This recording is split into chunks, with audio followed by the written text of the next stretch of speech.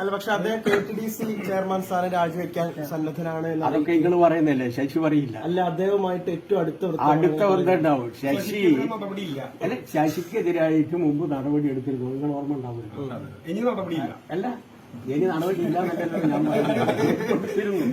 മുമ്പ് എടുത്തിരുന്നു. എടുത്തതിന് ശേഷം അദ്ദേഹം പാർട്ടിയുടെ അന്തസ്സും അച്ചടക്കവും പാലിച്ചുകൊണ്ട് പാർട്ടിയിൽ നിന്നു അദ്ദേഹത്തിന്റെ നഷ്ടപ്പെട്ട സാധനങ്ങൾ തിരിച്ചു കൊടുക്കുകയും ചെയ്തു. അതായത് നടപടി എന്ന് പറയുന്നത് ഞങ്ങളെ സംബന്ധിച്ചിടത്തോളം എന്നേക്കുമായ ആളെ നശിപ്പിക്കാൻ വേണ്ടിയിട്ടുള്ളതല്ല. അതൊരു പാഠമാണ്, ഒരു ശുദ്ധി കലശമാണ്. ഇപ്പൊ നാളെ എന്റെ പേരിൽ എന്തെങ്കിലും ഒന്ന് വന്നു കഴിഞ്ഞാൽ നിങ്ങൾ ആര് വിചാരിച്ചു കഴിഞ്ഞാൽ പാർട്ടിക്കെതിരായിട്ടാണെന്നും പറയില്ല. കാരണം അതൊരു അച്ചടക്ക നടപടിയുടെ ഭാഗമാണ്, പ്യൂരിഫിക്കേഷന്റെ ഭാഗമാണ്.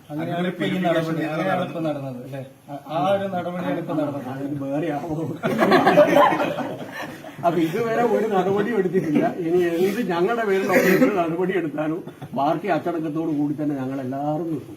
കാരണം ഇത് രക്തസാക്ഷികളുടെ പാർട്ടിയാണ്. പാർട്ടിക്ക് വേണ്ടി ജീവൻ കൊടുക്കാൻ വേണ്ടി തയ്യാറായിട്ടാണ് പ്രവർത്തിക്കുന്നത്. ഞാൻ നാളെ ഇവിടെ നിന്ന് ഇറങ്ങി തിരിച്ചു വരുമ്പോൾ ഞാൻ ഇവിടെ വന്ന് കിടന്നുറങ്ങി കൊള്ളാമെന്ന് ഒരാൾക്കും ഗ്യാരണ്ടി കൊടുക്കും. ജില്ലാ സമ്മേളനം പ്രഖ്യാപിച്ചല്ല, അപ്പൊ ഈ പണ്ണാർക്കാട് ഏരിയ കമ്മിറ്റി പുനഃസംഘടിപ്പിക്കും. നിങ്ങൾ ചോദിക്കട്ടെ, എനിക്ക് മനസ്സിലായി. ഒരു തീരുമാനം ഞങ്ങൾ എടുത്തിട്ടില്ല. ഞാൻ പറഞ്ഞു ഒരു നടപടി ഇതുവരെ എടുത്തിട്ടില്ല. അതിപ്പോ എനിക്ക് നാളെ എന്റെ പേരിലുണ്ട്. അവിടെ ഞാൻ നാളെ നിങ്ങൾ CPM-ന്റെ മെമ്പർ ആവില്ലെന്ന് എനിക്ക് വന്നത്.